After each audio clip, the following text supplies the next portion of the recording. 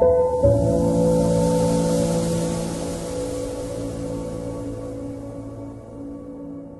సత్యవతి గారు చాలా సీనియర్ రచయిత్రి, కానీ ఆవిడ ఇంకా బాల్యంలోనే ఉన్నారు. ఎందుకనంటే అంత స్వచ్ఛంగా, హాయిగా, నిరాడంబరంగా నవ్వుతారు.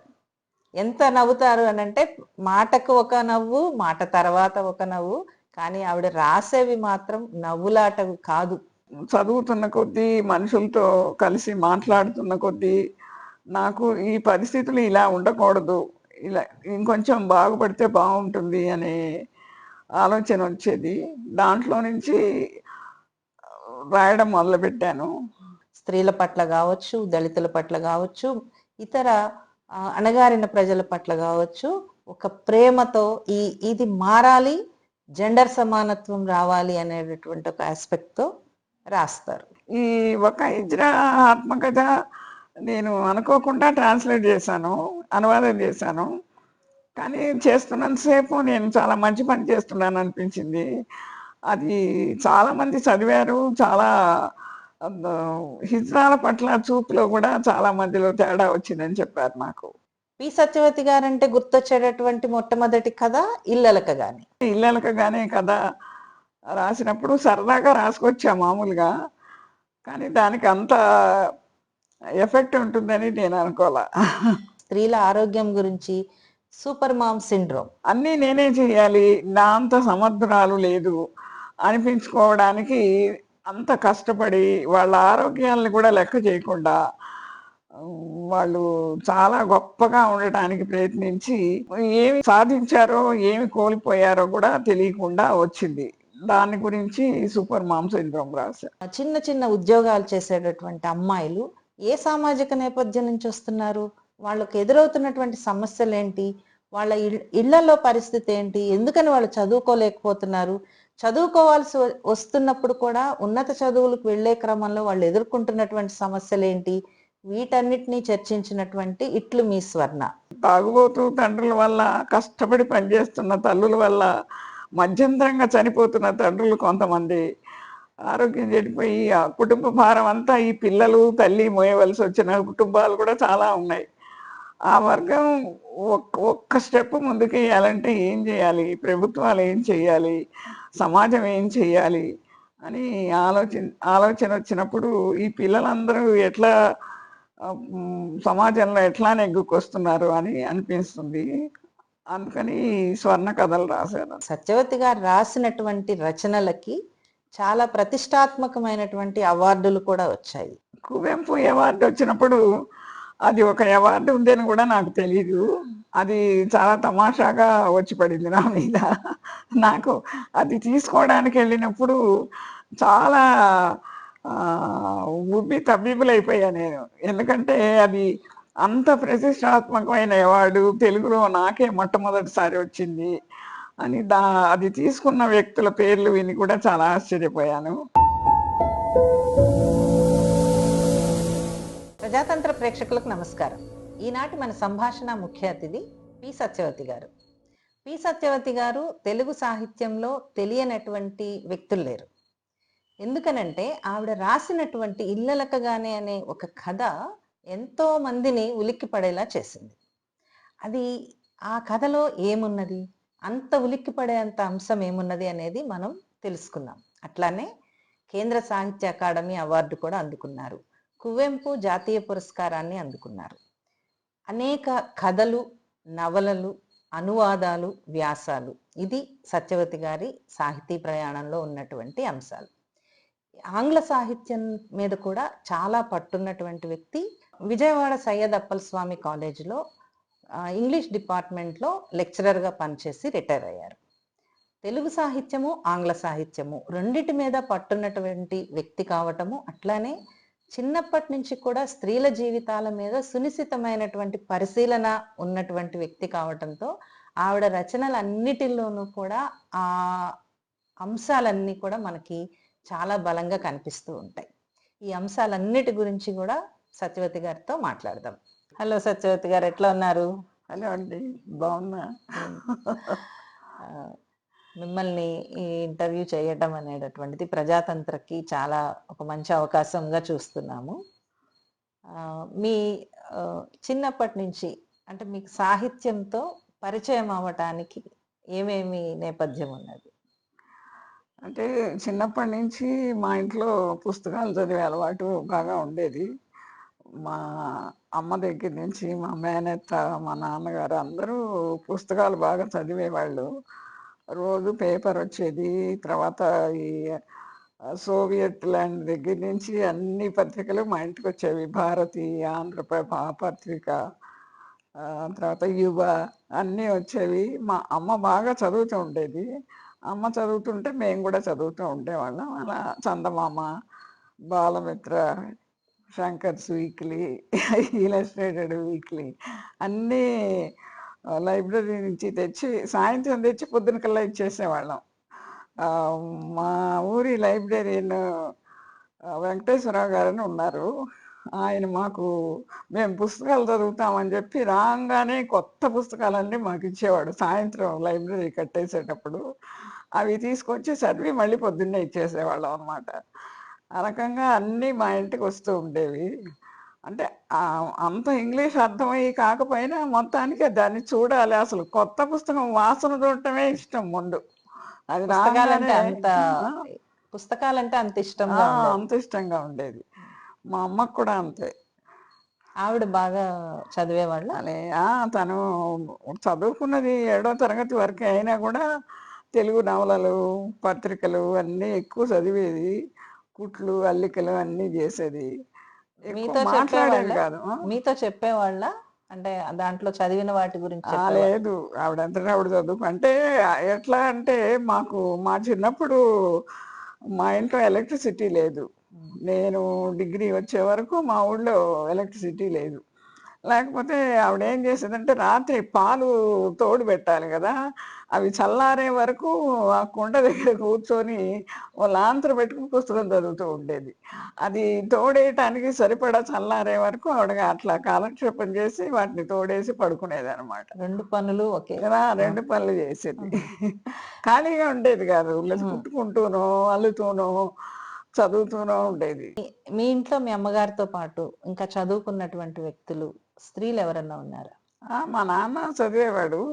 మా మేనత్తేమో తెలుగులో ఈ రామాయణం, భారతం ఇవన్నీ చదువుతూ ఉండేది. ఆవిడ తెలుగు బాగా వచ్చు ఆవిడకి. అన్ని అర్థాలు అన్నీ చెప్పేది. హ్మ్. చాలా తెలివిగలది. కాకపోతే చిన్నతనంలోనే వైధవ్యం రావడం వల్ల ఆవిడ పాపం అట్లా ఉండిపోయింది. వంటింటికే పరిమితం అయిపోయింది. కానీ చదువుకోవాలని బాగా ఆసక్తి ఉండేది. హ్మ్. చాలా ప్రేమ కురిపించేది మా మీద. మంచి వ్యక్తి. అమ్మ, అత్తయ్య చదువుకున్నారు. మీ నాన్నగారు చదువుకున్నారు హ్మ్. గాబట్టి. మీ చదువుకి ఆటంకమైతే ఏం లేదు కదా? అంటే ఆడపిల్లలు చదువుకోకూడదు అట్లా ఎప్పుడూ అనేటటువంటి లేదండి. ఏ లేదసలు మా నాన్న అయితే నన్ను డాక్టర్ చదివించాలనుకున్నాడు. హ్మ్. నేనేమో బాగా చదువుకోలా. హ్మ్. సైన్స్ తీసుకున్నాను గానీ, అంతకు తగ్గ మార్కులు నాకు రాలేదు. నేనెప్పుడు గూడా పుస్తకాలు చదువుకుంటూ, నవలలు చదువుకుంటూ, ఫ్రెండ్స్‌తో మాట్లాడుకుంటూ, అట్లా కాలేజీలో యాక్టివిటీస్ ఉంటే, అవి వాటిల్లో పాల్గొంటూ ఉండేదాన్ని గానీ, ఆ సైన్స్ బాగా అర్థం చేసుకొని, చదివి మార్కులు తెచ్చుకునేంత స్థాయికి ఎదగలేకపోయా నేను. హ్మ్. ఆ తర్వాత నేను మళ్ళీ ఆర్ట్స్‌లోకి మారిపోయా. మీ చిన్నప్పటి నుంచి మీ చదువు ఎక్కడ కొనసాగింది? నేను మా ఊళ్ళో హై స్కూల్‌లోనే 10థ్ వరకు చదువుకున్నానండి. ఎక్కడ? ఎస్ఎస్ఎల్సీ అనేవాళ్ళం. ఎక్కడండి? మీ ఊరెక్కడ? మా కొలకలూరు. అంటే ఆహా! తెనాలి పక్క గ్రామం అది. గుంటూరు జిల్లా అనమాట. హ్మ్. అది మా ఊరు కొంచెం మంచి గ్రామమే. హ్మ్. అంటే మాగాణి పొలాలు, తర్వాత పసుపు పండే మెట్ట పొలాలు, అరటి తోటలు అన్నీ ఉండేవి. హ్మ్. అక్కడ మా నాన్న వయసు వాళ్ళు అంటే స్వాతంత్రం వచ్చిన కొత్తలో యువకులుగా ఉన్నవాళ్ళు హ్మ్. ఆ ఊళ్ళో లైబ్రరీ ఉండాలి, హై స్కూల్ ఉండాలి అని జెప్పి ఆడపిల్లలు దుగ్గిరాల దాకా నడిచెళ్ళాల్సొచ్చేది. హ్మ్. అందుకని హై స్కూల్ కోసం కృషి జేసి హై స్కూల్ పెట్టించారు. పెట్టంగానే మేము జేరాం. హ్మ్. అది మాది సెకండ్ బ్యాచ్ అనమాట. హ్మ్. ఎస్ఎస్ఎల్సీకి. హుహు. ఫస్ట్ బ్యాచ్‌లో మోదుకూరి జాన్సను, తాళ్ళూరు నాగేశ్వరరావు వాళ్ళు ఉండేవాళ్ళు. ఓహ్! హ్మ్. వాళ్ళు గూడా మంచి రైటర్స్ కదా! హ్మ్. బావుండేది స్కూలు.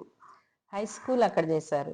అంటే ఇంటర్ చదివారా? లేకపోతే నేను ఆహ్, హై స్కూల్ అంటే మాకు 11 క్లాసులు ఉండేవండి. ఎస్ఎస్ఎల్సి అనేవాళ్ళం. ఎస్ఎస్ఎల్సి. ఆ! ఆ తర్వాత నేను కోటి ఉమెన్స్ కాలేజీకి హైదరాబాద్ వెళ్ళిపోయా. హుహు. అక్కడ ఇంటర్మీడియేట్ బీఎస్సీ చదివా. హ్మ్. ఆ బీఎస్సీలో నేను మా అత్యవసర మార్కులతో పాస్ అయ్యి మళ్ళీ బీఏ ఇంగ్లీష్ లిటరేచర్ చేశా మళ్ళీ. ఎక్కడ అదే కాలేజీలో? లేదు లేదు.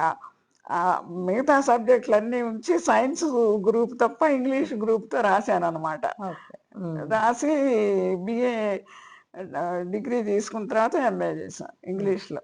ఓకే. ఎంఏ ఎక్కడ చేశారు? ఎంఏ నేను ఇంట్లో నుంచి ప్రైవేట్‌గా డిస్టెన్స్‌లో చేశానండి. హ్మ్. అంటే అప్పుడప్పుడు వైజాగ్ ఎళ్లి ఆంధ్ర యూనివర్సిటీకెళ్ళి ప్రొఫెసర్‌లతో మాట్లాడి మంచి నోట్స్‌లవి తెచ్చుకునేదాన్ని. హ్మ్. ఇంట్రెస్ట్ ఉండటం వల్ల బాగా ఎంఏలో బాగా మార్కులొచ్చినాయి నాకు. ఓకే. ఇప్పుడు మీరు కోటిలో ఉమెన్స్ కాలేజ్‌లో చదివామన్నారు ఆ! కదా! ఈ కోటి ఉమెన్స్ కాలేజ్‌లో ఆ టైంలో మీకు ఎట్లా అనిపించేది? అక్కడ వాతావరణం చాలా గాని? బావుండేదండి. అప్పుడు అన్ని భాషల పిల్లలు ఉండేవాళ్ళు. కన్నడ పిల్లలు, టమిలియన్సు, మహారాష్ట్రియన్సు, హ్మ్. పార్సీలు అందరూ ఉండేవాళ్ళు కదా! అందుకని మనం కేవలం తెలుగులోనే మాట్లాడే అవసరం ఉండేది గాదు. హుహు. అందుకని నాకు హిందీ మాట్లాడటం బాగా వచ్చింది. ఇంగ్లీష్ మాట్లాడటం గూడా వచ్చింది. హ్మ్. అసలక్కడ లెక్చరర్స్ కూడా అన్ని భాషల వాళ్ళు ఉండేవాళ్ళు. హ్మ్. చాలా మంచి ఆహ్, వాతావరణం చాలా బావుండేది ఆ కాలేజీ. అసలు ఒక గోల్డెన్ పీరియడ్ అని చెప్పాలి. అంటే మీకు అంటే ఇన్ని ప్రాంతాల వ్యక్తుల్ని మీ వయసు వాళ్ళనే చూడటము, హ్మ్. ఆ పరిశీలన మీకు బాగా ఉపయోగపడిందా? అంటే వాళ్ళ జీవితాల్ని ఆ! అబ్జర్వ్ చేయటము అంతా కూడా? బావుండేది. పైగా మాకు అప్పుడు నాయని కృష్ణకుమారి గారు, యశోదారెడ్డి గారు హ్మ్. తెలుగు లెక్చరర్స్‌గా ఉండేవాళ్ళు. హ్మ్. వాళ్ళేమో అందరిని తెలుగు అసోసియేషన్ అని ఉండేది. హ్మ్. దానికి అందరిని అంటే దాశరథి గారిని, దేవులపల్లి కృష్ణశాస్త్రి గారిని అట్లా ఒక్కొక్క నెల ఒక్కొక్కళ్ళని పిలిచి మాకు ఉపన్యాసాలు ఇప్పించేవాళ్ళు. హ్మ్. చాలా బావుండేది. హ్మ్. సత్యవతి గారు, ఇల్లలకగానే కథ మీరు 90లోనో ఎప్పుడో రాసారు కదా! అప్పుడు ఆ కథ రాసేటప్పటికి సాహిత్య వాతావరణం అసలెట్లా ఉంది? మీ మీ కథని ప్రచురించే సమయానికి? అంటే అప్పటికి ఇంకా ఈ స్త్రీవాదం అంత ప్రాచుర్యంలోకి రాలేదు. హ్మ్. ఈ ఈ కథ రాస్తున్నప్పుడు నేను నా చుట్టుపక్కల ఉండే ఆడవాళ్ళు, తర్వాత పెళ్ళయిన తర్వాత మా స్టూడెంట్సు కొన్ని నా అనుభవాలు ఇవన్నీ కలిసి సరదాగా రాసుకున్న కథ అది.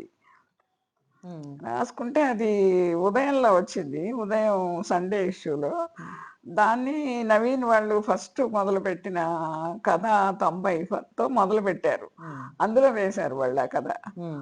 వేసిన తర్వాత దానికి బాగా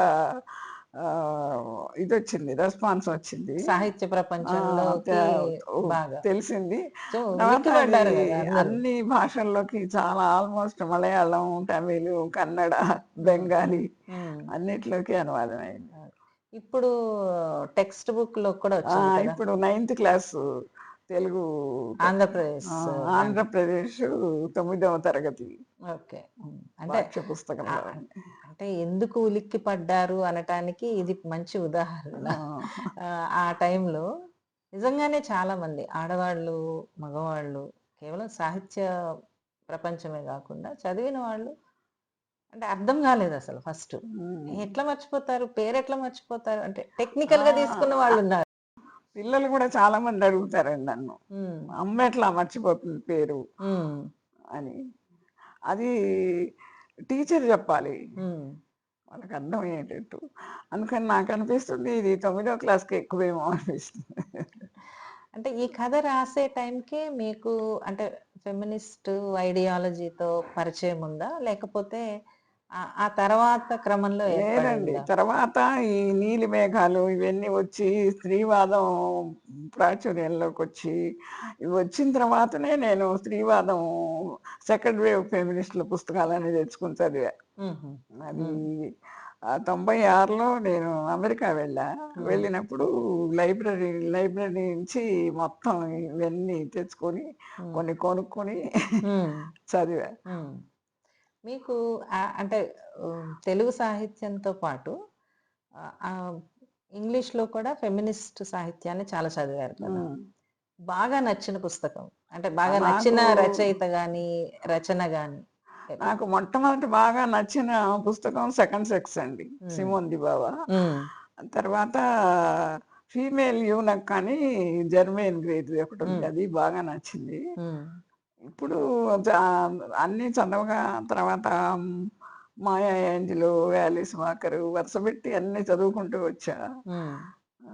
యాలిస్ వాకర్ కలర్ పర్పుల్ కూడా చాలా బాగా నచ్చింది నాకు. హ్మ్. ఇంకా అందులో పడి అన్ని వరుసగా చదువుకుంటూ వచ్చా. ఇప్పుడు ఇప్పుడు కొత్తగా నచ్చుతున్న ఆవిడ ఎవరంటే ఈవిడ మన చిమ్మమండ అడిచే. హ్మ్. చదివారా మొత్తం? ఆ, ఆవిడవి గూడా? ఆ, హ్మ్. ఆవిడ బుక్స్ చాలా బాగుంటాయి. హ్మ్. తర్వాత టాక్స్ కూడా బాగుంటాయి. హ్మ్. మనలో మనకి కూడా ఇప్పుడు కవిత కాని అని ఒక ఆవిడ హుహు. భీమాస్ వైఫ్ అని, కర్ణాస్ వైఫ్ అని హ్మ్. ఇవన్నీ రాస్తోంది. హ్మ్. బాగా రాస్తోంది ఆవిడ. హ్మ్. అంటే ఫెమినిస్ట్ ఐడియాలజీతో రాస్తోంది. ఆ! అంటే ఇవి అందులో ఆ, ఆవిడ ఉపన్యాసాలు లేకుండా కొంచెం లిటరరీ వాల్యూస్ కూడా ఉన్నాయి. హ్మ్. బాగా రాస్తుంది. ఆ!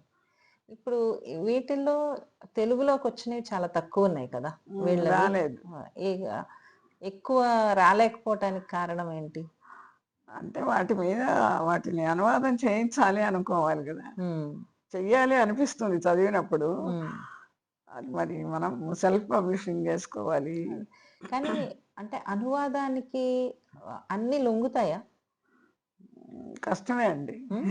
కష్టమే.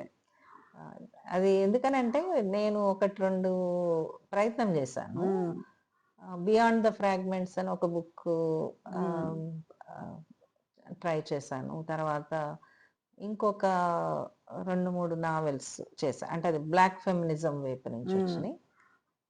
చాలా అంటే కష్టం అనిపిచ్చింది. ఆ టైం అంటే చాలా కాలం క్రితము. అవునండి. ఆహ్, ఇప్పుడు కలర్ పర్పుల్‌లో నేను గాడ్‌ని హీ గాని, షీ గాని ఇట్ అంటానంటుంది ఆవిడ. హ్మ్. మరి దాన్ని మనం ఎట్లా రాస్తాం తెలుగులో? అవును. భాషలో ఉండేటటువంటి హ్మ్. స్వభావాలు మారుతూ ఉంటాయి. హ్మ్. హ్మ్. ఆహ్, చిన్న చిన్న న్యూయాన్సెస్ కష్టం హ్మ్. పట్టుకోవడం. అప్పటి తెలుగు సాహిత్య వాతావరణము ఎట్లా ఉంది అని అంటే ఆ టైంకి స్త్రీవాదము లేదు. కానీ స్త్రీల రచనల మీద చాలా వ్యతిరేకత వచ్చింది. అవును. ఆహ్, అది జయప్రభది కావచ్చు, లేకపోతే వేరే వాళ్ళవి కావచ్చు. కవిత్వాన్ని ముఖ్యంగా ఓల్గా రాసినటువంటి హ్మ్. వాటి మీద. అంటే కొండిప అంత కొండెప్పుడు నిర్మల. అంటే అంత తీవ్రమైన వ్యతిరేకత రావటానికి ఎందుకంత రిజిడ్‌గా ఉన్నారు అని అనిపిచ్చిందా? అంటే ఇప్పుడు ఒకప్పుడు స్త్రీలు రాసిన నవలల్ని విపరీతంగా ఆదరించారండి. హ్మ్. అవి అదే ఆ వైవిధ్యం ఉంది. పేట్రియార్కీకి అనుకూలంగా ఉన్న నవలలు. అవును. హ్మ్. ఇది ఒక్కసారిగా వాళ్ళకి ఒక షాక్ లాగా అనిపించింది కదా. అది బ బ అబ్జర్వ్ చేసుకోవడానికి చాలా టైం పట్టింది. కానీ ఇప్పుడు వ్యతిరేకించడానికి వీల్లేదు. అవును. చాలా మంది పురుష రచయితలు కూడా చాలా జాగ్రత్తగా రాస్తున్నారు. హుహు. హ్మ్. అంటే అప్పుడు అది కేవలం భాష ఒక్కటే వ్యతిరేకత అనుకోవటానికి లేదు కదా! హ్మ్. అది భావం గూడా గదా! భావం కూడా. ఆ! అవును. ఎందుకనంటే పేట్రియార్కీ, పితృస్వామ్య గోడలు బద్దలు కొట్టడము హ్మ్. అనేటటువంటిది ఆహ్, ఎక్కడో ఆ ప్రకంపనలు, ఆ భయము అంటే వీళ్ళు హ్మ్. చేయి జారిపోతున్నారేమో ఒక అనేటటువంటి ఒక అభద్రత, హ్మ్. భయము వచ్చి హ్మ్. అది మెల్లిమెల్లిగా వాళ్ళు దాన్ని అబ్జర్వ్ చేసుకోవడం టైం పట్టింది. అదే. అంటే ఓకే. కొంత మేరకు అబ్జార్బ్ చేసుకున్నారు అని ఆ! అనిపిస్తుంది. కానీ పూర్తి స్థాయిలో అబ్జార్బ్ అవ్వడం అనేటటువంటిది ఆహ్, అంత సులభంగా అయ్యే విషయమా? ఆ! అది ఏంటంటే ఒప్పుకున్నట్టు పైకి కనిపించినా, హ్మ్. అది ఆచరణలో చూపించాలంటే కష్టంగా ఉంది ఇప్పటికి గూడా చాలా మందికి. హ్మ్. అవును. అంటే ఈ జనరేషను పిల్లలు, యువత హ్మ్. వాళ్ళు కొంచెం ఆచరించగలుగుతున్నారు. ఎందుకంటే చదువుకున్న తల్లులు, హ్మ్. కొంచెం అవగాహన ఉన్న తల్లులు పెంపకంలో పెరగడం వల్ల. అదే. ఇప్పుడు అంటే స్త్రీవాదం వచ్చిన తర్వాత, స్త్రీవాదంతో పాటు ఇతర అస్తిత్వ రచనలు కూడా చాలా బలంగా ముందుకొచ్చాయి. హ్మ్. అస్తిత్వ ఉద్యమాలే. ఓకే. అంటే రచనలు ఒక్కటే ఉండవు కదా! ప్యారలల్‌గా ఉద్యమాలు గూడా నడుస్తూ ఉమ్, ఉంటాయి రకరకాల స్థాయిల్లో. ఈ ఉద్యమాల్లో అంటే సాహిత్యంలో బాగా ప్రభావం చూపించినటువంటి అంశాలుగా మీరు దేన్ని చూస్తారు? దళిత ఉద్యమం, తర్వాత ముస్లిం వాద ఉద్యమం, ఇవి హ్మ్. కూడా బాగా ఆలోచింపజేసినాయి కదండి. హ్మ్. అంటే వాటిల్లో ఉమ్. బలమైనటువంటి రచనలుగా మీ దృష్టికొచ్చినయి ఏమన్నా ఉన్నాయా? మీరు వాటన్నిటిని ఫాలో అవుతున్నారా? మొత్తం చదువుతానండి. అందరివి. హ్మ్. అసలు ఎండపల్లి భారతి ఎదారి బతుకులకి ముందు మాట నేనే రాసా. అవును. అవును. ఆ! చాలా నచ్చింది నాకది. హ్మ్. ఇంకా తను సుభద్ర చేస్తున్న కూడా అయ్యయ్యో దమ్మక్క అని మంచి పోయిటరీ ఆహ్, రాసింది. శ్యామల గావచ్చు అందరూ. శ్యామల, ఆ! వినోదిని. హ్మ్. ఓ బలమైన వ్యక్తీకరణ అందరి రచనల్లోనూ కనిపిస్తూ హ్మ్. ఉంటుంది. అంటే అంటే దాన్ని జీవితాల్లో నుంచి. నిలబెట్టి ఆలోచింపజేసేవి. అంటే ఇన్ని పాయలుగా ఇప్పుడు మీరు అనువాదం చేసినటువంటి ట్రాన్స్‌జెండర్ కథ, హ్మ్. ఒక హిజ్రా ఆత్మకథ. దానికి మీకు అవార్డు కూడా హ్మ్. వచ్చింది. కేంద్ర సాహిత్య అకాడమీ. అంటే ఈ ఈ పాయలన్నిటిలో మనము గమనించవలసినటువంటి అంశం ఏంటి? అంటే సాహిత్యంలో వీటన్నిటి ఉనికి అనేటటువంటిది ఆహ్, ఎ ఎలాంటి ఇంకా రావాల్సినటువంటి ముద్ర ఏంటి? ఆలోచనలేంటి? అది ఇంకా రావాల్సిందంటే ఒక కలుపుకుపోవటం అనేది రావాలండి. హ్మ్. ఇంక్లూజివిటీ రావాలి. అవును. ఈ సాహిత్యం వల్ల మనకి ఒక కుదుపు, మన ఆలోచనలో మార్పు హ్మ్. అయితే వచ్చిందనే నేను అనుకుంటున్నా చాలా మందిలో. హ్మ్. అంటే అది ఆలోచనల్లో మార్పొస్తే చాలు, ఆచరణలో కూడా రావాలి గదా! ఆ! అది. అది అంటే దాన్ని గమనించారా? అంటే ఒక పక్కన సాహిత్యం నడుస్తోంది. ఇంకొక పక్కన ఉద్యమాలు గూడా హ్మ్. నడుస్తున్నాయి. అస్తిత్వ ఉద్యమాలు. వీటి మధ్య ఒక ఇంక్లూజివ్ అన్నిటి మధ్య ఒక ఇంటర్సెక్షనాలిటీ ఉంటుంది గదా! హ్మ్. మొత్తము హ్మ్. అంటే ఏ సమస్యకి ఆ సమస్య విడిగా ఉండదెప్పుడు ఉండదు. గూడా. అవును. ఒకదానికొకటి ఆ! అనుబంధంగా ఉంటాయి. కానీ ఆ ఉద్యమాల్లో కూడా ఆ రకమైనటువంటి కలుపుకుపోయేటటువంటి తత్వం ఉన్నది అని అనుకుంటున్నారా? మీరు గమనించారా? ఇంకా రావాల్సే ఉందండి అది. హ్మ్. ఇంకా రాలేదనుకుంటున్నా నేను. హ్మ్. ఇప్పుడు మీరు 'ఇల్లలకగానే' కథ రాసిన తర్వాత ఆ తర్వాత రాసిన కథల్లో హ్మ్. 'మంత్రనగరి' కావచ్చు, లేకపోతే 'దమయంతి' కథ గావచ్చు. వీటన్నిటిలో ఆహ్, అంటే ఒక బలమైనటువంటి ఆహ్, సామాజిక సంఘర్షణ కనిపిస్తూ ఉంది. ఈ ఈ ఈ సంఘర్షణని ఎట్లా పట్టుకోగలుగుతున్నారు? ఈ చుట్టుపక్కల చూడటం వల్లే హ్మ్. కుటుంబాల్ని, చదువుకున్న యువతీ యువకుల్ని, హ్మ్. ఫ్యామిలీస్‌ని, తర్వాత జరుగుతున్న రాజకీయాల్లో జరుగుతున్న విషయాల్ని హ్మ్. అన్నీ. అంటే ఇవి రెగ్యులర్‌గా మీరు ఫాలో అవుతారా? పేపర్‌లు ఆ! వాటిల్లో చదువుతా జరిగేటటువంటి అన్నిట్లో చదువుతాను. ఆ!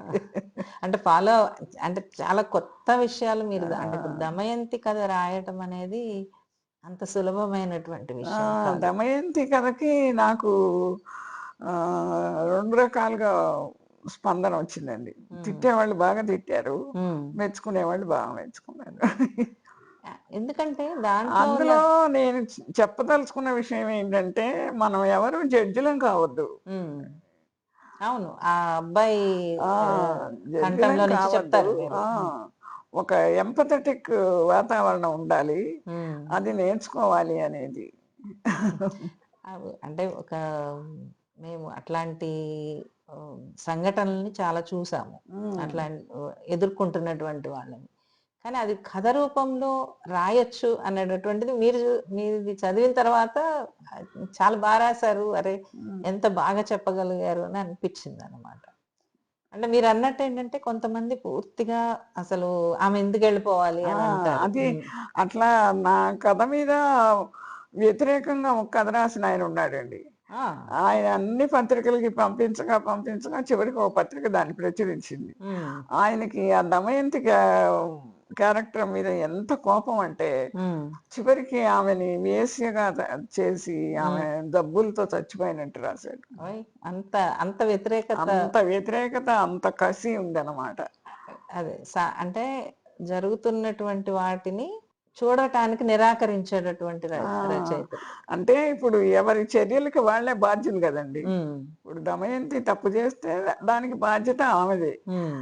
ఆమె ఆమె సుఖంగా చుట్టూ ఉంటే ఉండే సమాజ వాతావరణం ఉంటుంది. ఆ, ఉమ్. అది అంత అంత అంటే తిరిగి ఒక కథ రాసేంతగా ఆయన ఎక్కడున్నారు మరి? ఆయన ఉన్నాడండి ఆయన. అంటే ఈ ఒక జీవిత నేపథ్యము, ఒక్కొక్కరి జీవిత నేపథ్యం ఒక్కోలాగా ఉంటుంది. ఉమ్, అదే కదా ఇప్పుడు అడిచి చిమామంద చెప్పేది కూడా అదే కదా. ఉమ్, ప్రతి మనిషికి ఒక కథ ఉంటుంది. ఉంటుంది. ఆ కథకి కొన్ని రూపాలు వేరుంటాయి. ఉంటాయి, అందరి అవును. రూపం ఒకలాగా ఉండదు. అందరి కదా ఒకటి కాదు కదా. సత్యవతి గారు, ఇప్పుడు మనం మీకు వచ్చిన అవార్డుల గురించి మాట్లాడుకుందాం. 2 అవార్డులు. ఆ, ఈ ఒకటి కేంద్ర సాహిత్య అకాడమీ అవార్డు, రెండోది కువెంపు అవార్డు. ఈ కేంద్ర సాహిత్య అకాడమీ అవార్డు ఒక హిజ్రా ఆత్మకథకు వచ్చింది కదా. ఆ నవల చేస్తున్నప్పుడు, అనువాదం చేస్తున్నప్పుడు మీకు ఎలా అనిపించింది? నాకు చాలా బాధగా అనిపించిందండి. అంటే అందులో నేను చాలా లీనమై అనువాదం చేశా. తర్వాత నేను ఆవిడతో, రేవతితో మాట్లాడాను కూడా. రేవతికి కొంచెం హిందీ వచ్చు, ఇంగ్లీష్ బాగా రాదు. నేను మాట్లాడింది ఆవిడ. నాకు ఇప్పుడు ఫేస్బుక్లో ఫ్రెండ్ కూడా అయింది, ఫోటోలు పెడుతూ ఉంటుంది. చాలా చెప్పింది తను. ఆ పుస్తకంలోనే రాసింది కదా అన్నీ, చాలా వివరంగా రాసింది. అది ఆపరేషన్ సంగతి అవన్నీ చాలా బాధ అనిపించింది. అంటే పరిచయం, అప్పటి వరకు పరిచయం లేని జీవితం అనుకున్నారా? అప్పటి వరకు పరిచయం లేని జీవితం కదా. అంటే మనం చూస్తూ ఉంటాం కదా, బయట చూస్తూ ఉంటాము. అందరికీ చాలా చిన్న చూపు కదండి వాళ్ళంటే. ట్రాన్స్ ఉమెన్ అంటే వాళ్ళు తప్పట్లు కొడుతూ ఉంటారు, అడుక్కుంటూ ఉంటారు. ఇవన్నీ వాళ్ళు చేయటానికి బాధ్యులం మనమే అని ఒక ఎరుక కలిగిస్తుంది ఆ పుస్తకం. అవును, అవును. అంటే ఎంత చదువుకున్నా కూడా కనీసం ఒక షాప్లో ప్యాకింగ్ చేస్తామన్నా ఉద్యోగం ఇవ్వరు వాళ్ళకి. చిన్న ఉద్యోగం కూడా ఇవ్వరు. అటువంటప్పుడు వాళ్ళు ఇట్లా ఉండక తప్పని పరిస్థితి. చూడరు. దానికి మనం సిగ్గుపడాలి. లేకపోతే వాళ్ళకి అవస్థ ఎందుకు వస్తుందండి? రాదు కదా. అంటే చాలా మీరు ఇందాక ఒక మాట అన్నారు, అంటే ఒక ఇన్క్లూజివిటీ ఉండాలి అని. అంటే సాహిత్యంలోనే అని కాదు, అసలు సమాజంలో కూడా భిన్న స్వభావాలు ఉన్నటువంటి, సెక్షువాలిటీస్ ఉన్నటువంటి మనుషులు ఉన్నారు అనేటటువంటి ఒక ఎరుక లేదు. ఆ ఎరుక లేకపోవటం అనేటటువంటిది, పైగా చాలా హేళన, ఆధిపత్యం, ఇవన్నీ ట్రాన్స్ ఉమెన్, ట్రాన్స్ మెన్ విషయంలో చాలా బలంగా జరుగుతూ ఉంటుంది. ఆ అనువాదానికి మీరు కేంద్ర సాహిత్య అకాడమీ అవార్డు తీసుకున్నారు. అది అంటే దాని గురించి అక్కడ మాట్లాడుతున్నప్పుడు, అక్కడ ఇతర గ్రహీతలతో పాటు కూర్చున్నప్పుడు వాళ్ళ రెస్పాన్స్ ఎట్లా వచ్చింది? బాగుందండి, మంచి పుస్తకం చేశారు అని చెప్పి అన్నారు వాళ్ళు. అయితే అక్కడికి వచ్చిన వాళ్ళు వివిధ భాషల నుంచి అనువాదం చేసిన వాళ్ళు కదా. వాళ్ళు ఎవరు దీన్ని ఇంగ్లీష్లోను తమిళ్లోను చదవలేదు చాలా మంది. అది ఇంగ్లీషు పుస్తకం చదువుకోమని చెప్పాను నేను. వేరే భాషల్లో కూడా వచ్చిందండి? అంటే తెలుగులో వచ్చింది, తమిళ్లో రాశారు, ఇంగ్లీష్లోకి వచ్చింది. అదే ఇంగ్లీష్లో నుంచే అనువాదం చేశాను. మీరు అంటే వేరే భాషల్లో కూడా వెళ్ళిందా అది? వెళ్ళిందా? ఓకే. రెండోది చాలా అంటే ప్రతిష్టాత్మకమైనటువంటి కువెంపు అవార్డు తీసుకున్నారు. అంటే కువెంపు అవార్డు గురించి చెప్పండి. నిజానికి చాలా మందికి తెలియదు కువెంపు అవార్డు ఏంటి అనేది. కువెంపు అంటే పుట్టప్ప గారండి ఆయన పేరు.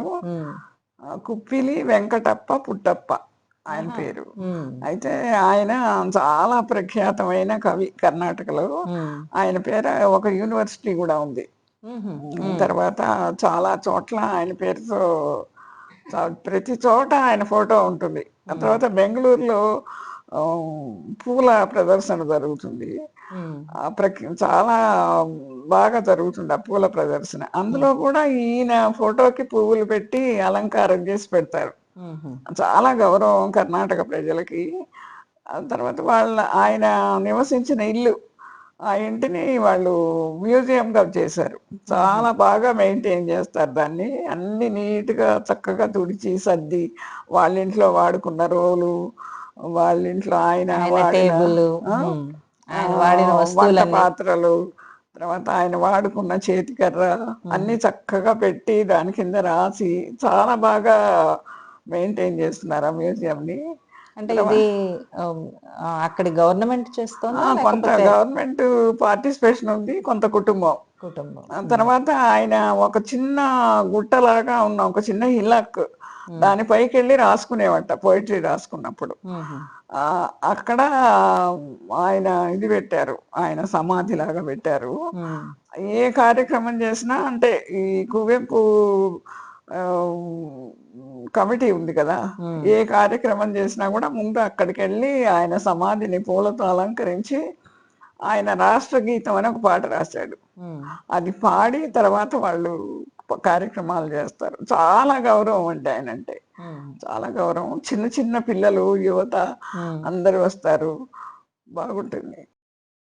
మీరు అక్కడికి వెళ్ళినప్పుడు ఆహ్, ఎలా ఫీల్ అయ్యారు? నేను చాలా ఏమంటారు ఎక్సైటింగ్‌గా అనిపించింది నాకు. మీకప్పుడు కొంచెం ఆరోగ్యం గూడా ఆ! బాగాలేదు. నేను పడి చేతికో కట్టు, నడుముకో కట్టు కట్టుకొని చాలామంది నన్నెళ్ళొద్దని సలహా ఇచ్చారు. హ్మ్. అప్పుడు ఎందుకో అనుకోకుండా వసంతలక్ష్మి వచ్చింది మా ఇంటికి. హ్మ్. అసలు వాళ్ళు చెప్పారు, వీళ్ళు చెప్పారు అంటారేంటండి మీరు? హ్మ్. మీ మనసుని అడగండి, మనసు ఏం చెప్తే అది చేయండి అంది.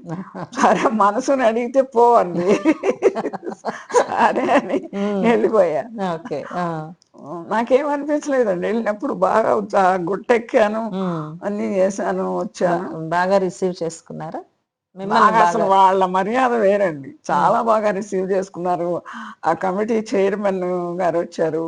హ్మ్. తర్వాత సెక్రటరీ అందరూ వచ్చారు. నాకు రాత్రి 10 అయింది మేమెళ్ళేసరికి. హ్మ్. అప్పుడు గెస్ట్ హౌస్ దగ్గరికొచ్చి హ్మ్. వాళ్ళు నాకు బుకే ఇచ్చి హ్మ్. బాగా అయ్యో! అంత క్రితం సంవత్సరం అజిత్ కౌర్ అనే పంజాబీ ఆవిడకొచ్చింది. ఆ! చాలా ప్రెస్టీజియస్ రైటర్ ఆవిడ. హ్మ్. ఆవిడకి పద్మశ్రీ గూడా వచ్చింది. హుహు. ఆవిడకి హెల్త్ బాగోక ఆవిడకి 90 ఏళ్ళు. ఓహ్! ఆ! పెద్దావిడ ఆ! ఇంకా. పెద్దావిడ. హ్మ్. ఆవిడ రాలా. హ్మ్. రాలేదు. ఆవిడ ఇంటికి తీసుకెళ్ళి ఇచ్చొచ్చారు అవార్డు. ఓహ్! అంత ఆవిడ గౌరవం. రాలేదండి హ్మ్. లాస్ట్ ఇయర్ మీరొచ్చారు అని చెప్పి వాళ్ళు హుహు. ఇంత కట్టు కట్టుకొని కూడా వచ్చారని హ్మ్. సంతోషించారు. ఓహ్! సంతోషం. మీకు అంటే ఈ 2 అవార్డులు మీకు రావటం ఆ! అనేటటువంటిది ఎందుకంటే ఆ ఇది అవార్డులకే గౌరవం అని మేమనుకుంటున్నాం. నే నేను హ్మ్. నేనెందుకంటే ఈ అజిత్ కౌరు, వాసుదేవన్ నాయరు, హ్మ్. ఈమయమ్మ వీళ్ళందరికీ వచ్చినటువంటి అవార్డు వాళ్ళ పేర్ల పక్కన నాది ఉంది అని హ్మ్. నేను కొంచెం గర్వపడ్డాను హ్మ్. గూడా. తెలుగులో వచ్చిన మొదటి మొదటి అవార్డు. అవార్డు మీకే వచ్చింది నాకే తెలుగులో. వచ్చింది. తెలుగు భాషకి సంతోషం చాలా.